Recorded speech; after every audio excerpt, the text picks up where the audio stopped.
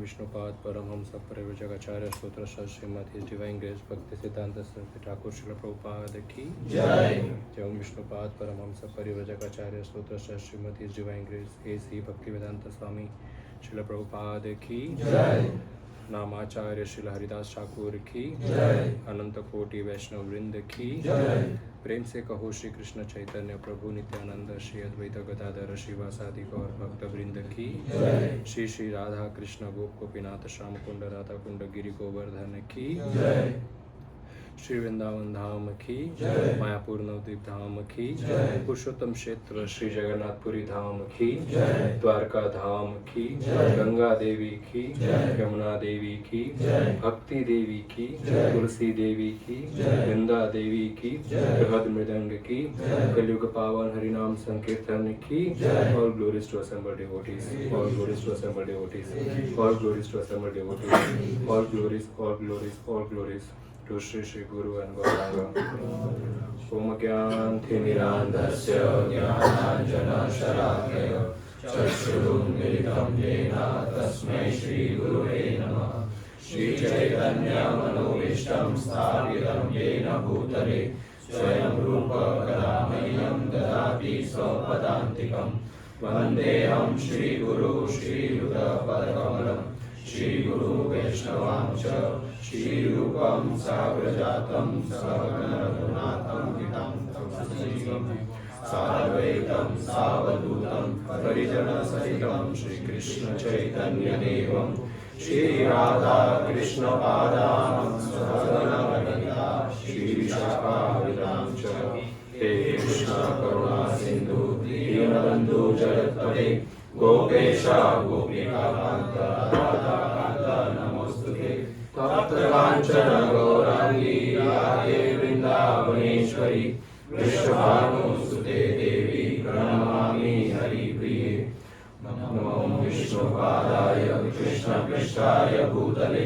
Srimate Bhakti Vedanta Swami Namine Namaste Saraswate Deve Gauravani Pracharine Nirvishesha Shunyavadi Pashyata Deshatarine Vancha Kalpatarubhyascha Kripa Sindhu Varevacha Patitanam Pavanebhyo Vaishnavebhyo Namo Namah. Jai Shri Krishna Chaitanya Prabhu Nityananda Shri Advaita Gadadhara Srivasadi Gaur Bhakta Vrinda. Hare Krishna Krishna Krishna Hare Hare Hare Rama Rama Rama Hare Hare. Hare Krishna. आपके दोस्त नहीं आए आज?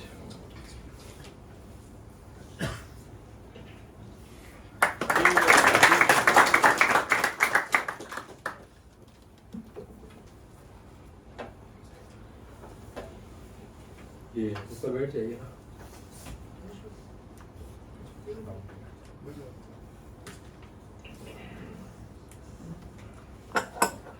हरे कृष्णा.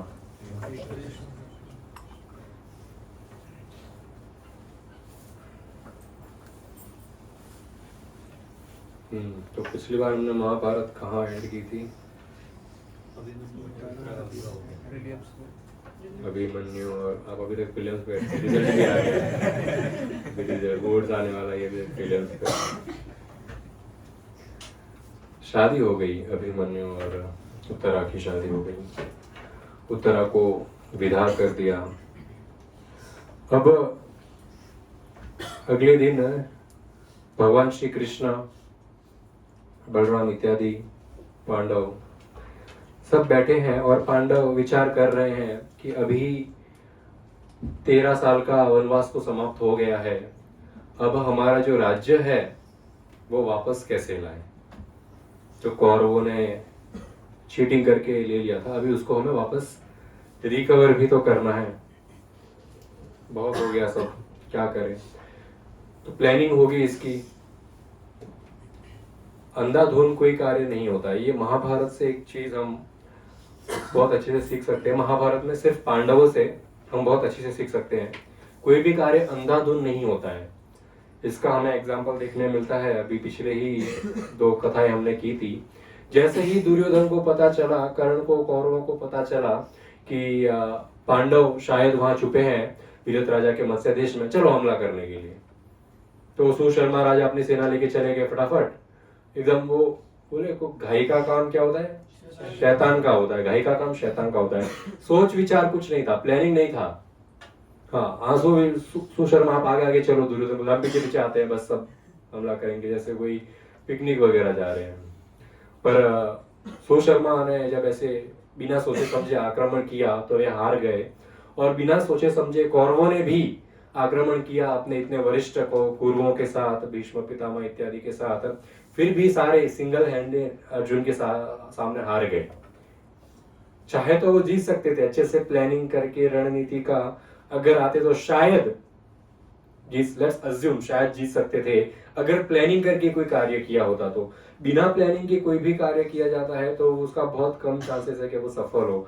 एक चीज हम संसार में नोटिस करते हैं कि लोग घाई बहुत करते हैं हर चीज के लिए, और मुंबई तो इस चीज के लिए बहुत फेमस है कि यहाँ पर तो लोग सिर्फ दौड़ते ही हैं। हमारे मेहमान आए थे कल यहाँ पर, हमारे घर रुके थे, तो वो बता रहे थे, वो यहाँ से नहीं गुजरात से थे, बता रहे तुम लोग कैसे रहते हो यहाँ पर। बोले इतना छोटा घर। मैं बोला 2 BHK मुंबई में बहुत बड़ी चीज है। मैंने कहा ये छोटा घर नहीं माना जाता है। अभी जो बंगले से आया है उसके लिए तो ये छोटा ही है। जो 2 BHK वाला 1 BHK वो बोलेगा तेरा घर छोटा है। 1 BHK वाला सिंगल रूम वाले को बोलेगा तेरा घर छोटा है। सिंगल रूम वाला बोलेगा अरे तुम्हारा बाथरूम अटैच नहीं है, बाहर है, इतना छोटा घर है। तो भौतिक संसार में ऐसा ही होता है। हमारे पास यदि 10 रुपए है तो हमको 9 रुपए वाला व्यक्ति गरीब लगता है। ये इंसान का मानसिकता हो गया है। उसको ऐसा लगता है कि उसके पास 10 रुपए है तो वो भगवान का फेवरेट है, संसार में लोगों का फेवरेट है, उसको ज्यादा इज्जत मिलनी चाहिए। क्यों? क्योंकि उसके पास 1 रुपए एक्स्ट्रा है। वो 1 रुपए एक्स्ट्रा उसको बचा नहीं सकता है कुछ भी उसके कर्मों से। तो चलो 10 रुपए और 9 रुपए क्या बोल रहा हूँ मैं, सीधा सीधा ऐसा बोलूं, अगर किसी की सैलरी है महीने की 15-20 हजार की और कोई महीने का 1.5-2 लाख कमा रहा है, ऐसा देखो तो 1.5-2 लाख वाला खुद को बहुत ऊपर समझेगा। मिडिल क्लास चीप पीपल, वो खुद को हाई क्लास समझेगा। खाएगा वो भी 2 रोटी, और 15,000 कमाने वाला भी 2 रोटी खाएगा। ये शायद तंदूरी खाएगा 5 स्टार में जाके, वो अपनी साधारण गेहूं की रोटी खाएगा, फुल्का रोटी। कृष्ण प्रभु को पता है, फुल्का रोटी खाएगा वो। खाना उतना ही है, सोना उतना ही है, दोनों की इंद्रियां सीमित है। कम कमाने वाले यहाँ पे मैं ये मत समझना मैं यहाँ पे आप लोगों को बोल रहा हूँ कम कमाओ। मैं तो बोल रहा हूँ 1.5 लाख वाले को तो एकदम 1% अपना रखो, आप 1.5 करोड़ कमाओ महीने का। पर मैं लोगों की मनोवृत्ति की बात कर रहा हूँ यहाँ पर। कमाना सबको बहुत चाहिए, पर मनोवृत्ति कैसे होती है 2 लाख कमाने वाले की और 20,000 कमाने वाले की। ये डिफरेंस होता है कि 2 लाख वाला सोचता है वो बहुत मान है, जबकि इंद्रिया दोनों की सीमित है, एंजॉय दोनों इतना ही कर सकते हैं, और मरना भी दोनों को है। अमर दोनों में से कोई नहीं है। कर्म दोनों को लगने वाले हैं। जितना पाप किया है उसका जो भुगतना दोनों को है। पर फिर भी 2 लाख वाला ये सोच रहा है मैं महान हूं, और वही 2 लाख वाला जो व्यक्ति है जो खुद को महान समझ रहा है, 2 करोड़ सामने वाले के वो चाय कम पानी है। लोग कुछ ऐसे ही डालो, चाय पानी कम चाय, सॉरी पानी कम चाय है वो। मतलब उसका कोई 2 लाख वाले का वैल्यू ही नहीं है 2 करोड़ वाले के सामने। तो हर व्यक्ति को अपने से कम पैसे कमाने वाला व्यक्ति कम एकदम नीचा लगता है, और अपने से ज्यादा कमाने वाला महान लगता है, जबकि ऐसा कुछ संसार में होता नहीं है। और यही भेदभाव इस संसार में है, और ये भेदभाव मिटाने के लिए श्रील प्रभुपाद ने ये इस्कॉन बनाया है। और इस्कॉन का नाम क्या है? इंटरनेशनल सोसाइटी है ये कोई सीमित नहीं है, ये कोई देश से सीमित नहीं है, कोई सिटी से सीमित नहीं है, कोई स्टेट से सीमित नहीं है, कोई कंट्री के लिए सीमित नहीं है। ये कृष्ण की भक्ति कोई कॉन्टिनेंट के लिए सीमित नहीं है कि खाली एशियन लोग ही भक्ति कर सकते हैं। और ऐसा नहीं कि 7 कॉन्टिनेंट्स के लिए भी लिमिट है। अगर प्रभुपाद के पास और समय होता तो शायद वो दूसरे ग्रह पे जाके भी प्रचार कर लेते। पर कहने का अर्थ ये है, ये इंटरनेशनल सोसाइटी है, यहां पर हर कोई अलाउड है। यहां पर महीने का 5,000 कमाने वाला व्यक्ति भी आकर 16 माला करता है और महीने का 5 करोड़ कमाने वाला व्यक्ति भी आकर 16 माला करता है। कृष्ण किसी में भेदभाव नहीं देखते। कृष्ण के लिए सब समान है क्योंकि सब कृष्ण से गरीबी है। कृष्ण से मेरे को है नहीं, कृष्ण की कोई इक्वल है। शास्त्र बताता है कृष्ण के समान, कृष्ण के ऊपर और कृष्ण के समान कोई नहीं संसार में, कोई भी नहीं। तो फिर कृष्ण के लिए तो हम सब एक समान ही है। 5 करोड़ कमाए, 2 करोड़ कमाए, उतना का उतना ही, माला तो 16 माला ही करने वाला है। तो प्रभुपाद ने ये सोसाइटी बनाई है कि इसमें कितना भी कमाने वाला व्यक्ति आ सकता है और किसी भी जाति का हो सकता है। अभी एक चीज देखो, इस इंडिया में ही ऐसे ऐसे मंदिर है कि ये मंदिर में ये जाति का व्यक्ति नहीं आ सकता। अरे ये तो छोड़ो, हम गांव की बात करें तो सब गांव में समझो, अभी यहाँ पे जो मारवाड़ी है वो शायद इस बात को समझेगा, तो अलग अलग कुल होते हैं गांव में से पता चलता है ये एक कुल है, ये एक कुल है, एक कुल है। कुल देवी सबकी शायद एक होगी, पर वो एक कुल का अलग मंदिर है और उसके पीछे ही वो सेम देवी का मंदिर उसने अपना अलग बनाया है। तो कोई सेंस नहीं बनता इस बात का। ऐसा नहीं है ये परिवार बहुत अमीर है, इसने बड़ा मंदिर बनाया तो इसमें कुल देवी का 100% कृपा है, उसमें थोड़ा 50% ही कृपा रहेगा, इसमें 12% कृपा। ऐसा देवी का कृपा उतना ही है हर एक के लिए। पर क्या है, लोगों ने जाति भेदभाव करके भगवान को भी बांट लिया, ये तेरे भगवान, ये तेरे भगवान, ये तेरे भगवान, ये तेरे भगवान। कुछ टेम्पल्स में मुस्लिम्स अलाउड नहीं होते, कोई टेम्पल्स में हिंदू अलाउड नहीं होते, कोई टेम्पल्स में छोटी जाति के कोई जन्म से अगर किसी का सरनेम आता है शूद्र के ऊपर तो वो अलाउड नहीं होते। तो इस तरह का जो मतभेद है ये सिर्फ भारत में नहीं, हर जगह ही चलता है। एक मंदिर होता है सन गॉड का, वहां पर खाली उनके कम्युनिटी के ही लोग आ सकते हैं, दूसरा कोई आ नहीं सकता। अभी ऐसा तो नहीं है ना सन खाली उनके कम्युनिटी के ऊपर ही रोशनी डाल रहा है। तो वो शायद क्लेम कर सकते सूर्य भगवान सिर्फ मेरे हैं क्योंकि हमको ही रोशनी मिलती है, तुम सब अंधकार में। ऐसा रोशनी सूर्य भगवान सबको दे रहे, पर उन्होंने अपनी कम्युनिटी के हिसाब से बोले ये मेरे भगवान है। ये मतभेद प्रभुपाद ने मिटाया। ये international society of Krishna consciousness बनाई है प्रभुपाद ने कि यहाँ पर सब आ सकते हैं। और ये सिर्फ इंटरनेशनल नहीं है, ये हो गया मल्टी यूनिवर्स सोसाइटी है। अगर दूसरे कोई ब्रह्मांड से भी आना चाहे तो यहाँ पर रोक टोक नहीं है, यहाँ पर सबको एंट्री है। कोई भी जाति का व्यक्ति हो, कोई भी रंग हो उसके शरीर का, वो भी अलाउड है यहाँ पर। रंग को लेकर बहुत मतभेद होता है। गोरा व्यक्ति सोचता है कि ये काले व्यक्ति को, मतलब ये छोटी जाति, काला है तो ये मेरे से कम है, तो जितना गोरा बोले उतना अमीर। और ये तो कलर का, अभी इसके ऊपर तो डिस्क्रिमिनेशन करने जाए तो 1-2 घंटे की क्लास तो खाली इसके कलर के ऊपर ही होगी। ये खाली चमड़ी के कलर के ऊपर कितने कितने बड़े बड़े युद्ध हुए हैं, कितने लोगों के ऊपर अत्याचार हुआ है, कितने लोगों के ऊपर पीड़ा हुई है सिर्फ कलर के कारण। और ये नहीं समझ पा रहे हैं कि ये जो कलर कर रहे हैं, मरने के बाद कृष्ण के पास जाएंगे तो कृष्ण तो काला ही है, तो कृष्ण को भी त्याग देंगे। सांवला ही पसंद नहीं है मुझे। जब अफ्रीका में प्रचार किया गया तो सबसे ज्यादा इजी अफ्रीकन लोगों को तो पता था कि कृष्ण कॉन्शियस बनाना सबसे ज्यादा इजी था, अफ्रीकन लोगों को भक्त बनाना। एक कारण नहीं है, बहुत सारे कारण है। सबसे पहले तो भगवान भी काले। अरे वाह, अब वो ये अफ्रीकन लोग क्लेम कर सकते हैं कृष्ण को, कृष्ण हमारे भगवान है, रंग रूप भी वैसा है कृष्ण का।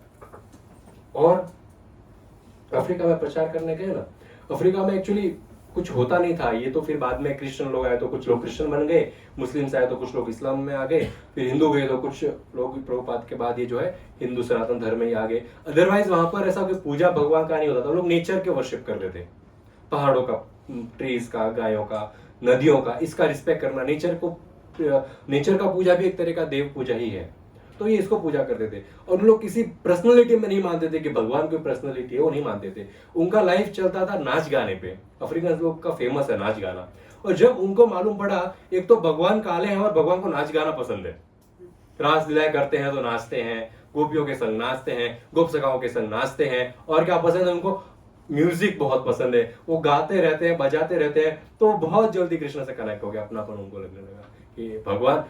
एक बहुत फेमस अफ्रीकन थे, उन्होंने बोला कि यदि अगर संसार में कोई भगवान है, मैं उसको तभी मानूंगा अगर वो गाता और नाचता होगा। तो अगर वो नाचता नहीं है, गाता नहीं है, तो मैं उसको भगवान नहीं मानूंगा। और उस कैटेगरी में कृष्ण फिट बैठ गए। कृष्ण नाचते भी है और गाते भी है। बहुत कम ही ऐसे आपको कोई भी धर्म में ऐसे देवता मिलेंगे जो नाचते गाते हैं हर टाइम। एक शिव जी जिनका नाम नटराज है, वो बहुत नाचते हैं, और एक हमारे कृष्णा बहुत नाचते हैं। हम ये टॉपिक पे क्यों आए थे आज? प्लानिंग करके कार्य करना चाहिए, राइट? कौरव ने कुछ प्लानिंग नहीं की थी और हमला करने चले गए थे, और फिर उनको नचा दिया अर्जुन ने भूमि पे अकेले ने। अब यहाँ पर पांडव भी चाहे तो जाके हमला कर सकते हैं, पर प्लानिंग कर रहे हैं, सब बैठे हैं और प्लानिंग कुछ भयंकर प्लानिंग हो रही है। दो बड़ी सीट राजाओं की रखी गई, एक में विरत राजा और एक में द्रुपद राजा बैठे। उनके साइड में वही पोजीशन पे कृष्ण और बलराम बैठे, और उनके संग 5 पांडव, और पूरी सभा में जो है बहुत महान महान यादव योद्धा इत्यादि, बहुत जो अभी तक पांडवों के मित्र थे, वो सारे जो राजागण हैं वो वहां पर बैठे थे। और ये कृष्ण ने ही बुलाया था पूरी असेंबली, पूरी मीटिंग। यहाँ पर अभी हम डिस्कशन करेंगे कि अभी स्टेप्स क्या है, पांडवों के लिए अभी क्या करना चाहिए। अभी सब लोग आ गए हैं,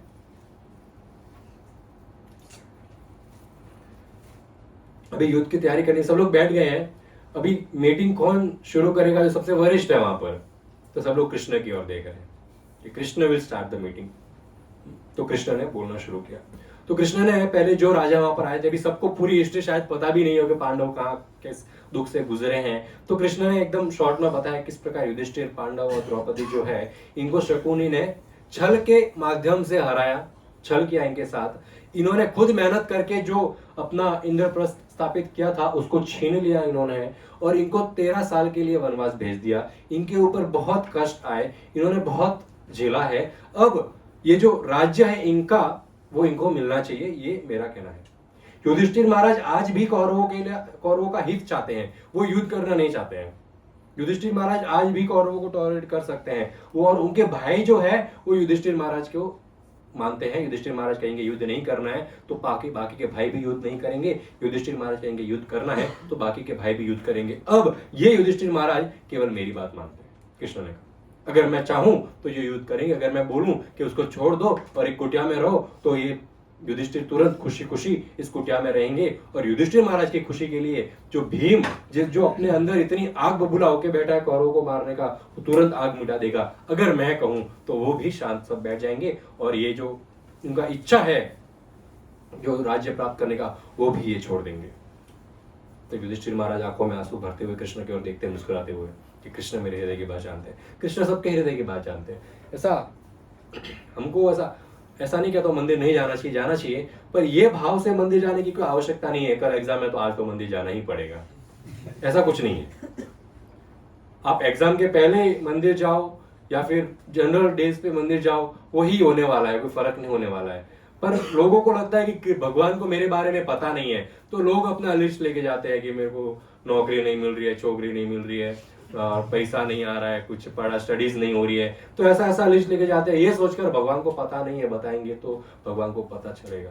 भगवान हर एक के हृदय की बात जानते हैं। यदि कोई भक्त है और फिर भी उसके हृदय में कपट है, तो वो भी भगवान जाते हैं, सब जानते हैं। और यदि कोई भक्त नहीं है, साधारण व्यक्ति है, पर उसका हृदय बहुत साफ है, वो भी भगवान चाहते हैं। और भगवान उस हिसाब से ही हर व्यक्ति से रेसिप्रोकेट करते हैं कि मन में भावना कैसी है। बाहर नहीं बोलेंगे तो चलेगा, भगवान को, भगवान के सामने लिस्ट नहीं रखेंगे तो चलेगा। मैं तो ऐसा सेंटिमेंटल बातें नहीं करता हूँ, मैं ऐसा नहीं बोलता हूँ नहीं भगवान से कुछ मत मांगो, हाँ मांगना क्या है, भगवान से केवल भक्ति, अरे ऐसा नहीं है। मांगो, खूब मांगो भगवान से, कोई प्रॉब्लम नहीं है मांगने में, पर यह मत सोचना कि भगवान जानते नहीं है। जैसे गुरु ने 2 शिष्यों को मुर्गी दिया, बोला कि इसका मुंह तोड़ के लाओ, ऐसी जगह जाके मुंह तोड़ना, इसका यहाँ पे कोई देखे नहीं। एक शिष्य तो फटाफट पेड़ के पीछे आके मुंह तोड़ के आ गया और किसी ने नहीं देखा, पर एक शिष्य पूरा दिन घुमा पर उसको कहीं मिला नहीं। तो ऐसा एरिया नहीं मिला जहां पर कोई देखे नहीं उसको, मुर्गी को जिंदा वापस ले गया। गुरु ने बोला क्या हुआ किसको, बोले कि कहीं पे भी चले जाओ भगवान हर जगह उपस्थित है। इस मुर्गी के हृदय में भी परमात्मा है, मेरे हृदय में भी परमात्मा है, सब परमात्मा सर्वस्व है, हर जगह है। तो फिर मैं कैसे इसको मारूं, क्योंकि भगवान तो देख रहे हैं ना। शायद कोई जीव नहीं देख रहा है, शायद कोई इंसान नहीं देख रहा है, भगवान तो देख रहे हैं ना, भगवान तो सब जानते हैं ना। तो मैं चुपके भी यदि कोई गलत कार्य करूं और ये सोचूं भगवान नहीं जानते, तो ये मेरी मूर्खता है, कि भगवान व्यक्ति को हर जगह देखते हैं। तो कोई सोचे चुपके चुपके के अड्डे पे जाके सिगरेट पी लूं, चुपके चुपके गर्लफ्रेंड के साथ कहीं पे घूमने चले जाऊं, कोई नहीं देखेगा, ऐसा नहीं है, भगवान सब देखते हैं। इसलिए तो कर्म काम करता है, वरना कर्म काम कैसे करेगा? एक कर्म कोई अपना सीसीटीवी कैमरा नहीं है। अगर कैमरे में बाइक आई तो ही चालान कटेगा, अगर स्पीड में भाग गए तो ब्लर हो गया तुम्हारा नेम प्लेट ना पुलिस ने देखा ना चालान कटेगा। ऐसा नहीं है कि आप भाग के कहीं पे चुपके से कोई गलत कार्य कर लिया तो ब्लर हो गए, भगवान को दिख नहीं रहा है। भगवान का सीसीटीवी कैमरा इतना हाई क्वालिटी का है, ऐसा है कि वो हर एक कण कण में वो कैमरा बसा हुआ है। ऐसा नहीं कि आसमान से ही कैमरा आ रहा है, बीच में तो फ्लोर आ गया, भगवान को कहाँ दिखेगा? ऐसा भी नहीं है। हर एटम, हर जीव, जो चल है, जो अचल है, अभी ये सब आप सब चल है, आप सब चल सकते हैं, आप सब जीव देख सकते हैं, आप सुन सकते हैं, पर ये शायद ये ग्लास नहीं देख सकता, ये आईपैड नहीं देख सकता, ये माइक नहीं देख सकता। भगवान इसके माध्यम से भी हमको देख लेते हैं कि हम क्या कर रहे हैं। और बाहर तो जाने की जरूरत ही क्यों? हृदय में तो खुद बैठे हैं भगवान, कोई कितना चुप के चुप सकता है? तो ये सोचना कि भगवान नहीं देख रहे हैं, ये गलत है। हम इस टॉपिक पे भी क्यों आए थे? कृष्ण युधिष्ठिर महाराज के मन की बात जानते थे कि युधिष्ठिर महाराज मेरी सब बात मानेंगे।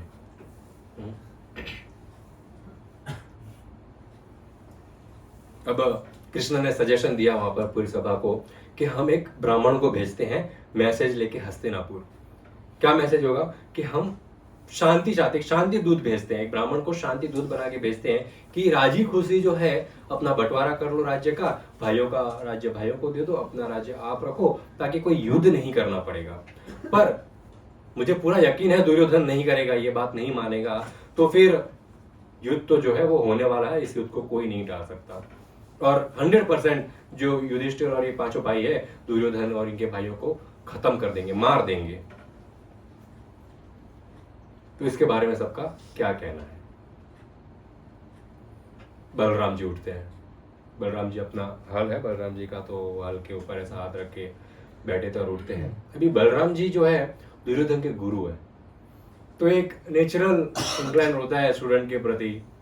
गुरु है तो बोले सुधरेगा, एक मौका और दे दो, सुधर जाएगा, एक मौका और दे दो। जिस प्रकार माता पिता है ना, कितनी भी गलती करने पर बच्चों के ऊपर फिर भी भरोसा करते हैं, माफ करते हैं, गुरु भी वैसा ही होता है। गलती करते हैं शिष्य, परफेक्ट नहीं बन पाते, इंस्ट्रक्शन फॉलो नहीं कर पाते हैं, बहुत सारी मिस्टेक्स करते हैं, पर गुरु की कृपा ऐसी है, गुरु इतने करुणामय है कि वो माफ कर देते। चल तूने गलती की, कोई बात नहीं, फिर से भक्ति शुरू कर। वो फिर से भक्ति शुरू करेगा, फिर से वो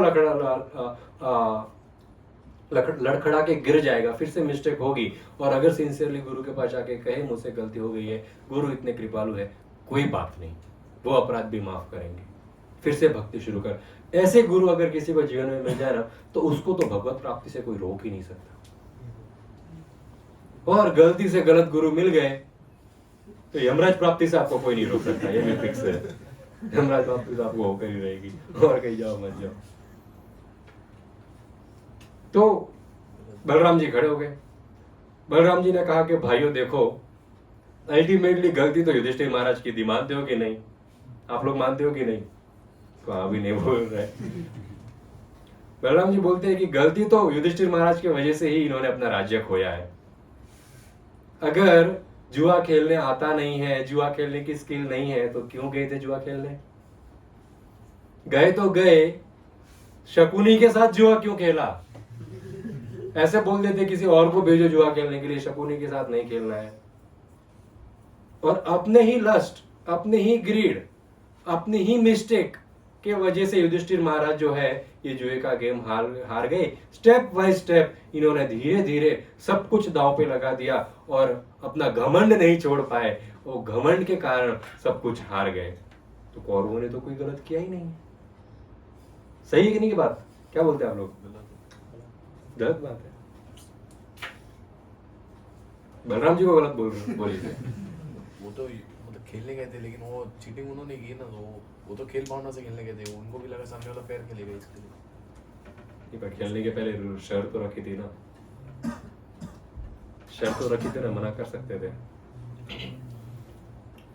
बलराम जी बोलते कि आप लोग सब लोग शकुनी को ऐसे ही दोष दे रहे हो, शकुनी की इसमें कोई गलती नहीं है, गलती तो कौरवों की है, अरे पांडवों की है, तो युद्ध करने का तो कोई सेंस बनता ही नहीं है, ये बलराम जी बोलते हैं। और युधिष्ठिर महाराज की ओर देखते हैं। फिर कृष्ण ने जब बोला तब युधिष्ठिर महाराज की आंखों में आंसू थे और प्यार से कृष्ण को देखा। बलराम ने तो कुछ और ही बोला है, पर युधिष्ठिर महाराज की आंखों में अभी भी वही प्रेम था बलराम के प्रति, क्योंकि उनको पता है कि बलराम जो भी कह रहे हैं सही कह रहे हैं, कुछ भी झूठ नहीं कह रहे, क्योंकि बलराम भगवान तो भगवान है, बलराम तो जगत गुरु है, सबसे पहले गुरु बलराम है, सबसे पहला प्राकट्य कृष्ण का, कृष्ण की करुणा बोले ना, कृष्ण की करुणा अगर किसी को देखनी है तो बलराम को देखना, चैतन्य महाप्रभु की करुणा अगर किसी को देखनी है तो नित्यानंद प्रभु को देखना। हम शबाशी किसी को कौन से हाथ से देते हैं? राइट हैंड, शाबाश। और बलराम हमेशा कृष्ण के कहां खड़े रहते हैं? राइट साइड में। बलराम का जो प्राकट्य है वो कृष्ण के राइट साइड से ही हुआ है, यहीं से ही बलराम प्रकट हुए हैं, ताकि अपने वही राइट साइड से सब लोगों को राइट जगह लेके आ सके कृष्ण के पास। और ये कृष्ण की करुणा है जो बलराम के रूप में आई, और कृष्ण का प्रेम है वो राधा रानी के रूप में आया। प्रेम कहाँ वास करता है? हृदय में। हृदय कहाँ है? लेफ्ट में। इसलिए राधा रानी सदैव कृष्ण के लेफ्ट में खड़ी रहती है, वो कभी राइट में नहीं रहती।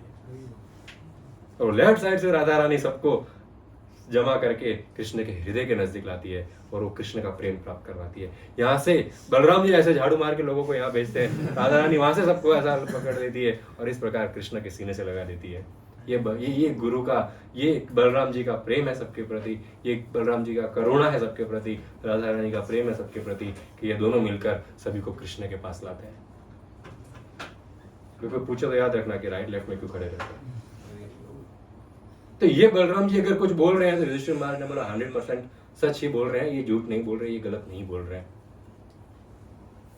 उनको पता भी है, क्योंकि बलराम ने बहुत बार पांडवों की सहायता भी की है।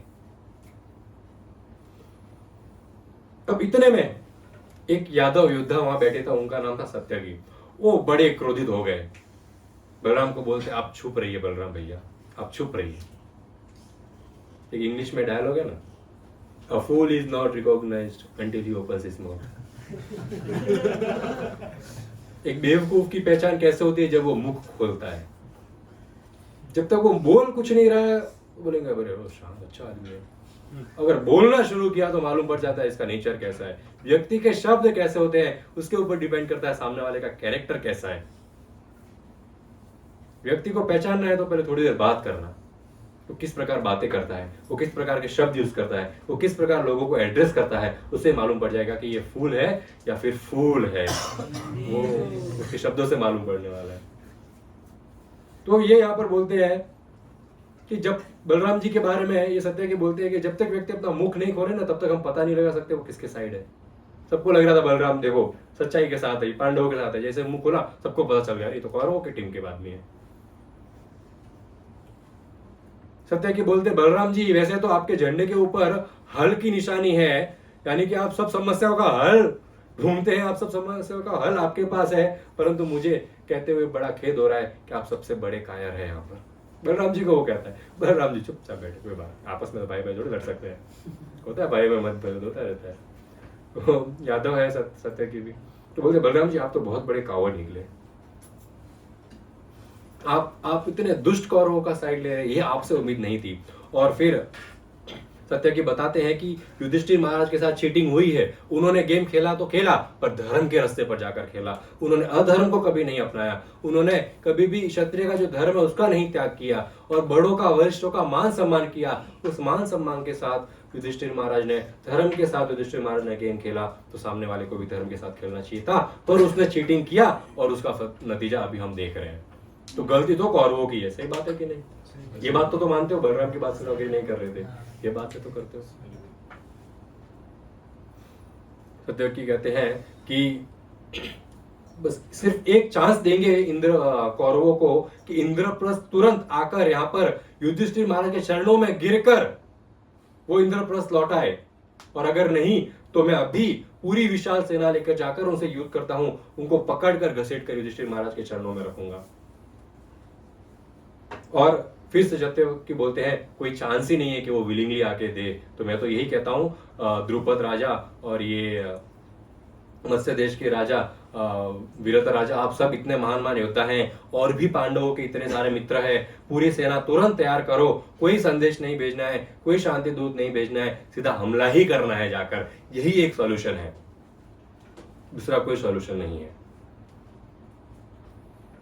द्रुपद राजा बोलते हैं आई एग्री विद दिस गाय।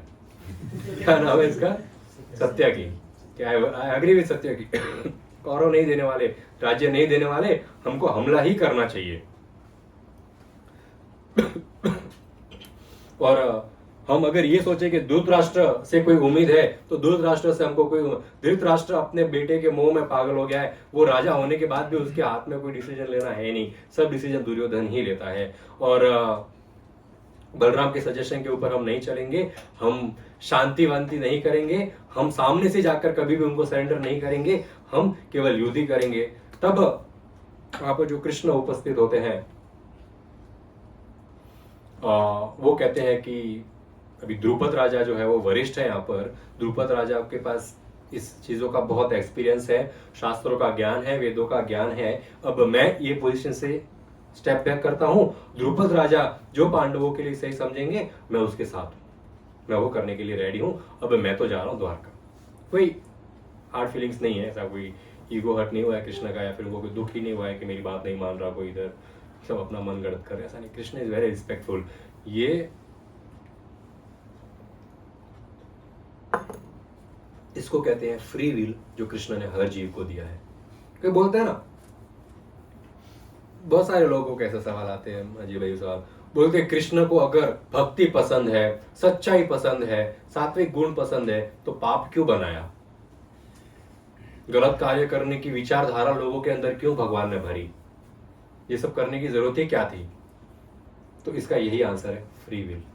भगवान ने हर जीव को फ्री विल दी है, यही कृष्ण को बाकी सबसे अलग बनाता है। फ्री विल, हमारे देवी देवता हमको फ्री विल देते हैं, हमारे इष्ट हमको फ्री विल देते हैं, हमारे आराध्य हमको फ्री विल देते हैं, हमको बांधे नहीं रखा है, ये ही कर तो ही तेरा भला होगा, तो ही तू वहां पर मेरे पास आएगा, वरना अनंत काल तक नरक में सड़ेगा। ये दूसरे धर्मों का ऐसा बिलीव है, हमारा ऐसा बिलीव नहीं है। कृष्ण ने हमको फ्री विल दिया है, आपका पास फ्री विल है, आपको चाकू दिया है, आप वो चाकू से प्रसाद बनाकर मेरे को ऑफर करो, या लोगों का गला काट कर आप उसको खुद खून पियो, वो आपकी मर्जी है, आपको जैसा रहना आप रह सकते हो। फ्री विल आपको दिया है, but you are responsible for your actions. उसके लिए फिर हम कृष्ण को ब्लेम नहीं कर सकते, इतना गलत हो रहा है, भगवान क्या कर रहे हैं? अरे भगवान कुछ नहीं कर रहे हैं, भगवान ने फ्री विल दिया है, भगवान एंजॉय कर रहे हैं अपने धाम में, गोपियों के साथ खेल रहे हैं, गोप सखाओं के साथ खेल रहे हैं, समोसे कचौड़ी खा रहे हैं, मजे कर रहे हैं। आप यहाँ पर क्यों इतना दुखी हो? क्योंकि आप वो फ्री विल का गलत इस्तेमाल कर रहे हो। अरे अगर गवर्नमेंट ने लाइसेंस दिया तो इसका ये मतलब थोड़ी है कि ब्रेक के ऊपर पैर ही नहीं रखेंगे, फुल स्पीड में जाने ही दो। लाइसेंस है ना, लाइसेंस का अर्थ है गाड़ी चलाने का, सामने कोई भी आए सबके ऊपर चढ़ा दो। ये फ्री विल का गलत उपयोग करना है, और जब ऐसी फ्री विल का गलत उपयोग करता है तो फिर पुलिस आके उसको फ्री विल उसका कैंसिल करके जेल में डाल देती है, बोले। तो बस ऐसा ही है, भगवान ने फ्री विल दी है, आप उसको अच्छाई के रास्ते पर चल के यूज करना चाहते हो, बुराई के रास्ते के ऊपर चल के यूज करना चाहते हो, वो आपकी मर्जी है। हाँ, जो भी रास्ते पे चलो, कॉन्सिक्वेंस आपको फेस करने हैं। Then don't blame Krishna. यहां पर कृष्ण ने फ्री विल दी है कि आप जो डिसाइड करेंगे, I am okay with that. ठीक है। तो फिर भी द्रुपद राजा कहते हैं कि क्या किसी कुछ कहना है?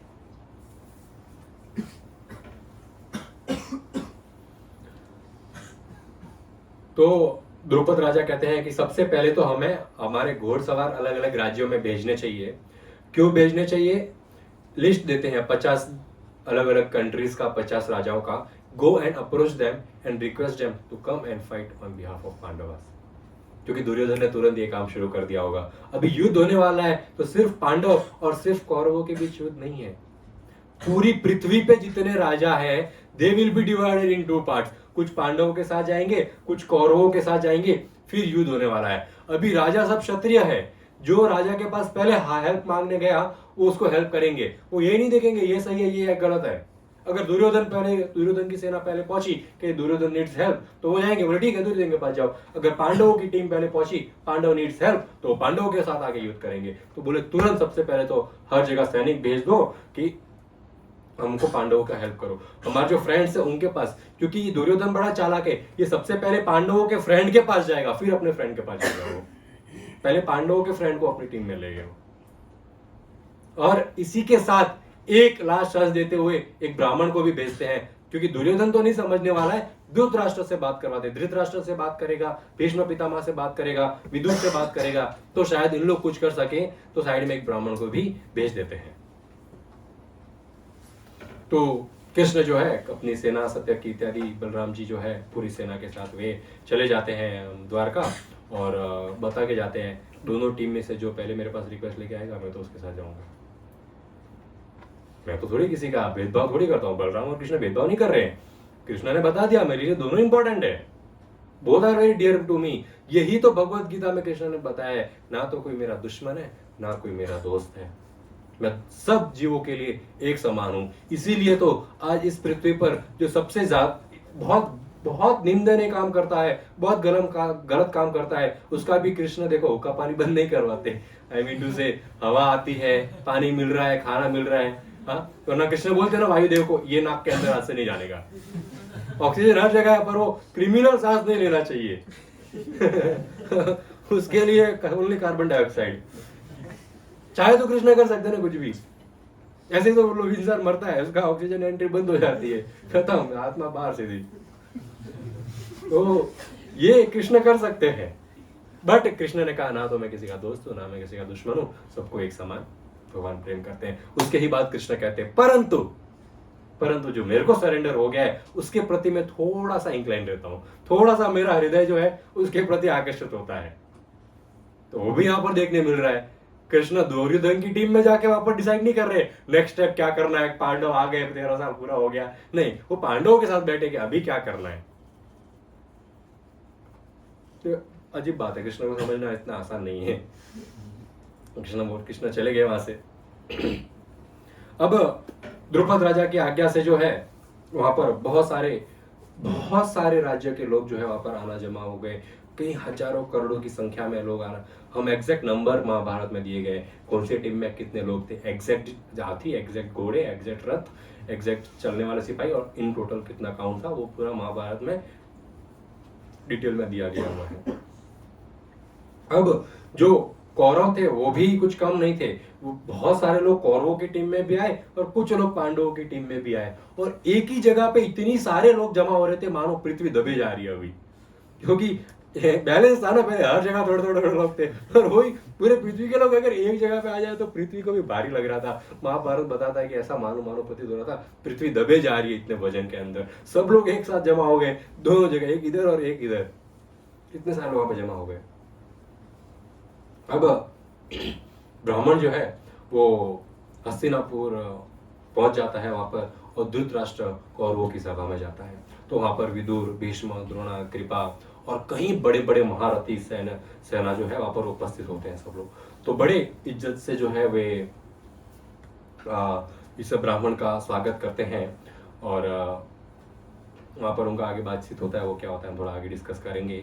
अभी दुर्योधन और अर्जुन जो है, अभी इन दोनों को भी तो सेना तो कलेक्ट करना है ना। दुर्योधन ने अपनी टीम भेजी है सेना करने के लिए, अर्जुन की तरफ से भी द्रुपद ने बहुत सारे लोग भेजा है लोग कलेक्ट करने के लिए। पर दुर्योधन क्या सोचता है, कृष्ण भी तो चाहिए ना टीम में, कृष्ण की नारायणी सेना भी तो चाहिए अपनी टीम में, तो मैं पर्सनली जाऊंगा। दुर्योधन बोलता है कृष्ण को बुलाने के लिए मैं पर्सनली जाऊंगा। कोई सेना नहीं होता ना, कोई रिस्पेक्टफुल व्यक्ति होता है तो उसको ऐसा खाली व्हाट्सएप मैसेज इन्विटेशन काम नहीं आता, उसको फोन भी करना पड़ता है, गाड़ी भी भेजनी पड़ती है, खुद भी जाना पड़ता है लेने के लिए। जैसा सामने वाले का स्टेटस, कभी कृष्ण का स्टेटस तो कभी खत्म ही नहीं होता है, हमारा स्टेटस तो 24/7 में खत्म, कृष्ण का स्टेटस कभी खत्म नहीं होता है, तो कृष्ण को तो बुलाने जाना पड़ेगा। अब दुर्योधन जो है हस्तिनापुर से निकलते हैं कृष्ण के पास। यहाँ पे अर्जुन भी सेम टाइम पे सोचते हैं अभी कृष्ण को भी तो बुलाना है, अभी सब तैयारी चालू है। कृष्ण ने बोला था कि जो आएगा मेरे को बुलाने उसके साथ जाऊंगा मैं, तो वो अर्जुन बोले मैं भी चला जाता हूँ। तो दोनों सेम टाइम पे कृष्ण के गेट पर पहुंचे, अर्जुन और दुर्योधन। अभी दोनों कजिन भाई है, सामने हाथ मिलाया, हाउ आर यू, गुड और फाइन, वेरी गुड, अच्छे से दोनों ने एक दूसरे को बड़े रिस्पेक्टफुली अच्छे से ग्रीट किया और दोनों साथ में ही द्वारका में कृष्ण के महल के अंदर गए। कृष्ण के रूम में मैं गए तो अभी कृष्ण तो कृष्ण है, कृष्ण को बोलते हैं ना कि कृष्ण तो भगवान है, तो भगवान का अर्थ क्या है? वो सब ऐश्वर्य, सब ज्ञान, सब वैराग्य, दैट इज सेपरेट। तो भगवान का कार्य क्या है? To enjoy. भगवान कैसे एंजॉय करते हैं? गोलोक में गोपियों के साथ, गायों के साथ, अपने भक्तों के साथ इटर्नली हमेशा एंजॉय करते हैं। अवतार लेने की बारी आती है तो थोड़ा सा थोड़ी कृष्ण वो काम छोड़ के आ गए, यहाँ पर आ गए। अगर अवतार के समय कृष्ण अपना एंजॉयमेंट छोड़ के आ रहे हैं तो भगवान कैसे है? वो तो कोई ड्यूटी से बंद हो गए ना, वो तो ड्यूटी निभाने आए। अगर भगवान ड्यूटी से कनेक्ट हो गए, ड्यूटी से बंद गए तो भगवान कैसे हैं? कृष्ण ऐसे छलिया है कि लोगों को कुछ पता नहीं चलता है कि कौन किसका अवतार है। कृष्ण ने सबसे पहले अपने अंदर से बलराम निकाले। कृष्ण के सबसे बेस्ट सर्वेंट इज बलराम। वो बलराम से संकर्षण, प्रद्युम्न, अनिरुद्ध और वासुदेव निकले। और उनमें से जो संकर्षण है वहां से जो है नारायण निकले। वो नारायण से महाविष्णु निकले, वो महाविष्णु से गर्भोदक्षाय विष्णु निकले, और वो गर्भोदक्षाय विष्णु से कृष्ण अनंत अनंत अवतार लेते हैं। Krishna is not working, Krishna is enjoying. पर कृष्ण अपने अंदर से जो उन्होंने अपने अवतार निकाले हैं वो आगे कार्य करते हैं। कृष्ण डायरेक्ट कार्य करने की आवश्यकता नहीं है। मैं ये क्यों बता रहा हूं? क्योंकि देखो पूरे पृथ्वी पर अभी हाहाकार मचा हुआ है। पांडवों के साथ कौन जाएगा युद्ध करने के लिए, कौरवों के साथ कौन जाएगा युद्ध करने के लिए, और कृष्ण बेडरूम में सो रहे हैं एसी चालू करके। लीस्ट बॉदर्ड, कौन कहाँ युद्ध होने वाला है। एसी चालू करने से वहां पर कोई उनकी पटरानी भी थी जो उनको पंखा कर रही थी, और कृष्ण मस्त पैर के ऊपर पैर रखे हैं, अपने सर के नीचे हाथ रखे हैं और नींद ले रहे हैं। दोनों पहुंचे वहां पर। दुर्योधन आगे भाग रहा है, पहले मैं तो जाके कृष्ण के तकिए के पास बैठ गया। सुनी हुई स्टोरी आप सबने, कोई मैं नई स्टोरी तो नहीं सुना रहा हूं, पर भगवान की कथाएं सदैव न्यू रहती है, वो कभी पुरानी नहीं हो जाती। भगवान की कथाएं कभी जूनी नहीं होती, भगवान की कथाएं कभी बोरिंग नहीं होती। और अगर इस कथा में भी आपको नींद आ रहा तो आप बोरिंग है, भगवान बोरिंग नहीं है। भगवान बोरिंग नहीं है, भगवान वेरी इंटरेस्टिंग है। जिसको भगवान में इंटरेस्ट है उसको भगवान की स्टोरीज में इंटरेस्ट होगा। तो अभी ये दुर्योधन तो कृष्ण के तकिए के पास जाके बैठ गया, बोले कृष्ण उठते ही पहले मैं मांगूंगा। और फिर अर्जुन जो है, अर्जुन कृष्ण के पैरों के पास जाके खड़े हाथ जोड़ के। अभी ऐसा नहीं है जाते अरे कृष्ण उठो उठो, शांत। कृष्ण है वो, भगवान है वो। जब उनकी नींद पूरी होगी तब वो उठेंगे। हम हमारे कहने से वो नहीं उठेंगे। हमको अलार्म चाहिए उठने के लिए, हमको कोई व्यक्ति चाहिए कि उठो ये कार्य करो। भगवान को ऐसा नहीं है। भगवान का जब नींद पूरा होगा तभी भगवान उठेंगे। भगवान कोई कार्य से बद्ध नहीं है। भगवान कोई अलार्म की आवश्यकता नहीं है कि मेरे को ये काम करने चला है, अलार्म लगा चलो चलो चलो। भगवान की जब मर्जी होगी तब भगवान उठेंगे। और जब कृष्ण ने आंख खोली तो सामने अर्जुन खड़े थे, और फिर जब साइड में देखा तो सर के ऊपर दुर्योधन भी खड़ा था। दोनों का कृष्ण ने स्वागत किया, दोनों को इज्जत दिया, दोनों को बैठने को कहा। बोलो, अर्जुन ने कृष्ण ने कहा बोलो क्या सहायता चाहिए। दुर्योधन बोलता है मैं पहले आया था। अभी युद्ध में आपको मेरे साथ जाना है, आपकी नारायणी सेना के साथ। आप मेरे साथ युद्ध करेंगे तो आप मेरे साथ युद्ध करेंगे कौरवों पांडवों को हराने के लिए। कृष्ण ने कहा पर मेरी नजर तो पहले अर्जुन पे पड़ी थी ना। दुर्योधन बोलता है ऐसा थोड़ी होता है, नजर सामने पड़ी तो क्या हो गया, आया तो पहले मैं था ना, पूछो इसको। कृष्ण को दुर्योधन बताते हैं कि कृष्ण शास्त्र बताते हैं जो व्यक्ति पहले आता है उसकी सहायता की जाती है। पहले मैं हेल्प मांगने आता है, तो विधि है क्षत्रियों की, जो पहले हेल्प मांगने आएगा उसकी सहायता करनी। तो शास्त्र तो ये, अभी किसको शास्त्र बता रहा है? कृष्ण को, जिन्होंने खुद, जिनके बंसी से करोड़ों करोड़ों शास्त्र निकलते हैं। जो शास्त्र का जो सोर्स है वो कृष्ण है, और कृष्ण को बताते कि शास्त्र में ये लिखा है। कृष्ण को नहीं पता है क्या लिखा है। अगर दुर्योधन शान है तो कृष्ण 1.5 शान है। कृष्ण बोलते तूने पूरे शास्त्र नहीं पढ़े, ये सिलेबस तूने पढ़ा नहीं चैप्टर, उसमें ये भी लिखा है छोटे की पहले हेल्प करनी चाहिए। अर्जुन छोटा है देश उम्र में, मैं अर्जुन की पहले हेल्प करूंगा। तो अर्जुन को बोलते हैं, अभी कृष्ण ने ऑप्शन भी दिया दोनों को, देखो 2 जन आए हैं तो मैं पूरी तरह से तो नारायणी सेना के साथ एक के साथ नहीं जा सकता ना, दोनों को हेल्प करूंगा, या मैं या मेरी नारायणी सेना। तो नारायणी सेना ऑप्शन अर्जुन को पहले दिया तो दुर्योधन बोला गया हो गया अपना काम खत्म अभी, क्योंकि अर्जुन तो नारायण सेना मांगेगा, युद्ध करना है।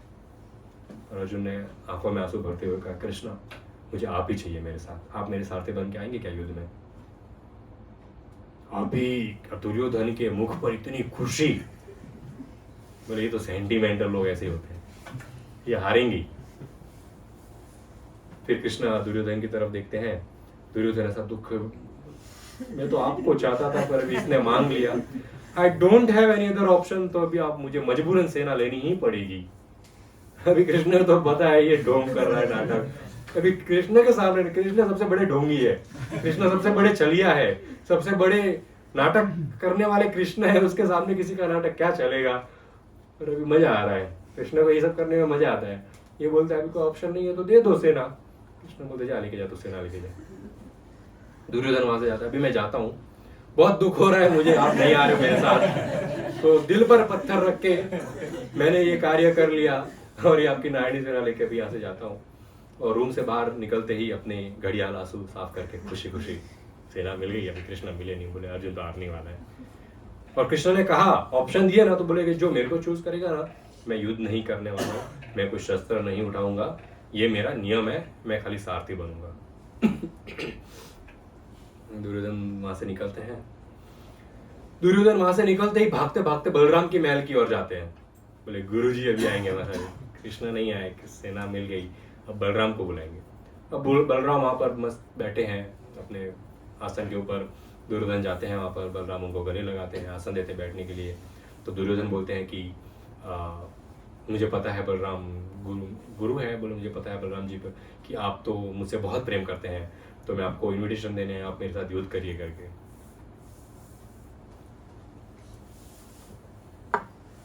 बलराम बोलते काश दुर्योधन मैं कर पाता युद्ध, बट एक प्रॉब्लम है। क्या प्रॉब्लम है? मैं कृष्ण को छोड़ के तेरे टीम में नहीं आ सकता, मैं कृष्ण के सामने खड़े रह के कृष्ण से नहीं लड़ सकता। बचपन से मैं कृष्ण को संभालते आया हूँ, ये कृष्ण के सबसे बड़े सर्वेंट है, और इस बड़े सर्वेंट का भाव क्या है, मैं कृष्ण का देखभाल करते आया हूँ बचपन से। हाउ डू यू एक्सपेक्ट मैं कृष्ण के ऊपर बाण चलाऊंगा? तुम जैसे हजारों शिष्य आएंगे, हजारों जाएंगे, कृष्ण के खिलाफ मैं कभी नहीं जा सकता। हर भक्त का, हर सर्वेंट का यही भाव होना चाहिए।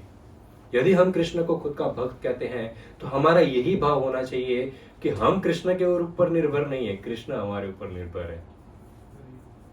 क्योंकि नारद मुनि को तो भगवान कहते ही हैं कि हे नारद मुनि, आपको लगता है कि ये संसार जो है मैं चला रहा हूं, तो कोई अंधा व्यक्ति है ना, उसको दूर से लगेगा कि ये काइट आसमान में उड़ रही है, ये इंडिपेंडेंट है।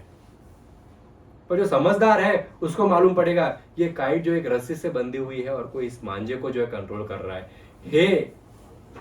हे नारद मुनि, ये जो काइट ये मैं हूं, लोगों को लगता है मैं इंडिपेंडेंट हूं, पर ये जो मांझा है, जो ये प्रेम की डोरी है, इससे भक्त मेरे को कंट्रोल करते हैं। वो चाहे तो मेरे को दूर ले जाए, वो चाहे तो मेरे को नजदीक लेके आए, जैसा वो चाहेंगे उस दिशा में मैं उड़ता हूं, और वैसे ही संसार चलता है। केवल भक्तों के अधीन हूं मैं, इंडिपेंडेंट नहीं हूं नारद मुनि।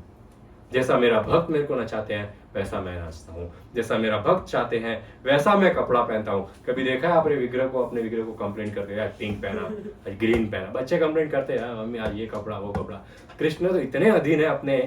देखो छोटा बच्चा जब तक 2 साल का है ना, जो माँ बाप पहनाएंगे वो पहनेगा। जैसे ही अक्कल आती है, ये कपड़ा नहीं, वो कपड़ा, वो कपड़ा नहीं, ये कपड़ा। अभी ये भगवान ऐसे बच्चे हैं 2 साल के ऊपर जाते ही नहीं है, हमेशा हमारे अधीन रहते हैं। जैसा कपड़ा पहना हो वैसा कपड़ा पहनेंगे। छोटे बच्चों को जो खिलाओ वो भगवान खाते हैं, जैसा प्रेम करो वैसा भगवान प्रेम करते हैं। ये भगवान, ये विग्रह सेवा करने का ये आनंद है, कृष्ण से प्रेम करने का ये आनंद है कि कृष्ण हमेशा अपने भक्त के अधीन रहते हैं, कभी कंप्लेन नहीं करते। ऐसे तो फिर हम बिगड़ भी सकते हैं ना। तो फिर बलराम आते हैं गुरु के रूप में, कान पकड़ के सही रास्ते पर लेके जाते हैं। मन गढ़ंत नहीं करना है। हाँ, बोले कृष्ण को ऐसा ही जेब में डाल के लोग कहाँ डोली में डाल के इधर उधर घूम रहे। प्रेम से करना अलग है, शौक के लिए करना एक अलग चीज होती है। कोई लोग शौक के लिए भगवान को हर जगह लेके घूमते हैं, कोई मतलब सेंटिमेंटल होके भगवान का सेवा करते हैं, नाटक करते हैं, कोई कोई गोपी का कपड़ा पहन के कोई घूम रहा है गलियों में, मैं तो गोपी हूँ, इतनी बड़ी बड़ी दाढ़ी निकली हुई है, मैं तो गोपी हूँ। कौन सी गोपी की दाढ़ी थी भाई रासलीला में? दाढ़ी वाले दाढ़ी वाले जो आई भी थे नारद मुनि शिव जी, उनको भी क्लीन शेव करवाना पड़ा। क्लीन शेव क्या, उनको पूरा जेंडर चेंज करवाना पड़ा। बोले उनको स्नान करवाया, बोले गोपी बन के आओ तब जाके कृष्ण का प्रेम मिलेगा। भक्ति सिद्धांत सरस्वती ठाकुर बताते हैं कि ये जो गोपी भाव है ये कपड़ा नहीं है। गोपी भाव आपके अंदर का जो मनोवृत्ति है, आपका जो अंदर का जो कृष्ण के प्रति प्रेम है, दैट इज गोपी भाव। कपड़े चेंज करने से कोई गोपी नहीं बनता है, तिलक लगाने से कोई भक्त नहीं बनता है, कंठी धारण करने से कोई भक्त नहीं बनता है। यही तुलसी गले में पहनी, कोई बोलता है कि मैं, मेरे अंदर बहुत काम वासना है, मेरे अंदर बहुत गलत भावनाएं आती है, मैं गले में तुलसी माला पहन लूं क्या? अरे गले में तुलसी माला पहनने से आपकी भावना चेंज नहीं होगी। हृदय में तुलसी को उगाओ, हृदय में उस तुलसी को प्रकट करो, फिर उसको कृष्ण के चरणों में लगाओ, तब भावना चेंज होगी। बाहर का रूप चेंज करने से क्या होता है? ये पूतना आई थी बाहर का रूप चेंज करके, सबसे सुंदर गोपी बन के आई थी वृंदावन की वो पूतना। बाहर का रूप पूरा चेंज कर लिया, पर अंदर का तो जहर का जहर भरा हुआ है, फिर कृष्ण कैसे प्राप्त होंगे? यहाँ पर बलराम जी बोलते हैं मैं कृष्ण के खिलाफ नहीं जाऊंगा कभी भी, क्योंकि मैं कृष्ण के खिलाफ नहीं जा रहा हूं और आप मेरे स्टूडेंट हो, आपके प्रति भी मेरे को सहानुभूति है, तो मैं आपसे भी लड़ाई नहीं करूंगा, मैं युद्ध में ही नहीं आऊंगा, मैं जा रहा हूँ यात्रा करने, वृंदावन की टिकट बुक करो, निकलो, तुमको जो करना है करो। तो ये जो जितना कुरुक्षेत्र का युद्ध हो रहा था उस समय बलराम जी मत भ्रमण कर रहे थे, अपना यात्रा तीर्थ यात्रा कर रहे थे, परिक्रमाएं कर रहे थे। यहाँ पर दूसरी परिक्रमाएं, यहाँ घोड़ों के ऊपर परिक्रमाएं हो रही थी, कुरुक्षेत्र में सब एक दूसरे की परिक्रमा कर रहे थे। बलराम जी ने तो मना कर दिया। अभी दुर्योधन वहां से भागे कृतवर्मा के पास। कृतवर्मा जो है कृष्ण की नारायणी सेना के चीफ इन कमांड है, यहाँ पे सेनापति है। तो बोले भाई कृष्ण का परमिशन मिल गया, चलो अभी। तो अपनी नारायणी सेना लेके जो है वहां से दुर्योधन चले गए। अब कृष्ण और अर्जुन कमरे में अकेले बैठे हैं। तब कृष्ण पूछते हैं अर्जुन को कि अर्जुन तूने मुझे क्यों सिलेक्ट किया? नारायणी सेना लेनी चाहिए थी ना, युद्ध में काम आता साथ में, तो जो जीत जाता ये युद्ध अगर नारायणी सेना तेरे साथ होती। तब आंखों में आंसू भर के अर्जुन बताते हैं कृष्ण को कि कृष्ण मेरा ये भावना तो कभी था ही नहीं कि मेरे को युद्ध जीतना है, मेरा तो बस ये भावना था कि आप हमेशा हमारे साथ रहो। कभी पांडवों ने ये भाव से तो कृष्ण को सरेंडर किया ही नहीं कि हेल्प अस। बाहर के संसार के लिए ऐसा लग रहा था कि पांडव हमेशा कृष्ण को याद करते थे क्योंकि वो मुसीबत में थे, तो कृष्ण हेल्प करने आते थे। नहीं, इसकी सच्चाई कुंती महारानी बताती है। युद्ध खत्म होने के बाद कृष्ण को बोलती है कि संसार को लगता होगा कि हमको हेल्प की आवश्यकता है, हम मतलब ही है, आप हमारे पास आते हो क्योंकि मतलब है हमको आपसे। ऐसा कुछ नहीं है। हे कृष्ण, मेरी तो ये प्रार्थना है अनंत काल तक हर जन्म में बारंबार इतने ही दुख आते रहे, क्योंकि तभी तो हम आपको याद करेंगे, और जब हम आपको याद करेंगे तभी तो आप हमारे सामने प्रकट होंगे। आपको देखने के लिए दुख भी जायज है, आपको देखने के लिए कष्ट भी सहन कर रहे हैं, आपको देखने के लिए 13 साल क्या 13 जन्म का वनवास भी हमको मंजूर है। आप सामने होने चाहिए।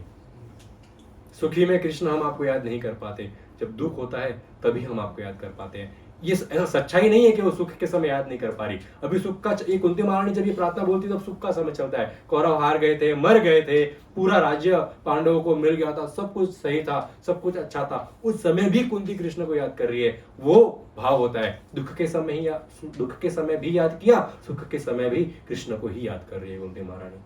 कुंती महारानी यही प्रार्थना कर रही है, मेरा मन का जो भाव है कृष्ण, मेरा मन का जो प्रेम है आपके प्रति, वो कैसा होना चाहिए? एक गंगा के जैसा। आप समुद्र हो, मेरा मन गंगा है, गंगा हमेशा समुद्र की ओर ही जाती है, उसी प्रकार मेरा मन हमेशा आपकी ओर ही जाना चाहिए और कहीं नहीं जाना। ये कुंती महारानी की प्रेयर्स है। ये अर्जुन बताते हैं कृष्ण आई वॉन्ट यू। युद्ध में जीतू नहीं जीतू कोई फर्क नहीं पड़ता है, आप जब तक, और ये तो ये जो आप मेरे साथ हो ना, तो ये जीतना तो साइड इफेक्ट है। ये आप साथ हो तो 100% जीतना तो है, उसमें कोई है ही नहीं फर्क। पर मैं चाहता हूं आप मेरे सारथी बनो, आप मेरा रथ आको, यही मेरी सबसे बड़ी इच्छा है। कृष्ण इतना खुश होते हैं अर्जुन का भाव देखकर, अर्जुन का प्रेम देखकर कितना इतना खुश होते हैं कृष्ण। अर्जुन के कंधे पर हाथ रखते हैं कि 100% मैं आपके साथ हूं युद्ध में। और आगे कथा कर सकते हैं, समय है।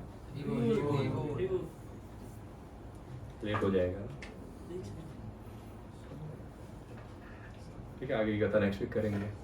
Thank you so much. Hare Krishna. Srila Prabhupada की जय। किसी को कोई सवाल है?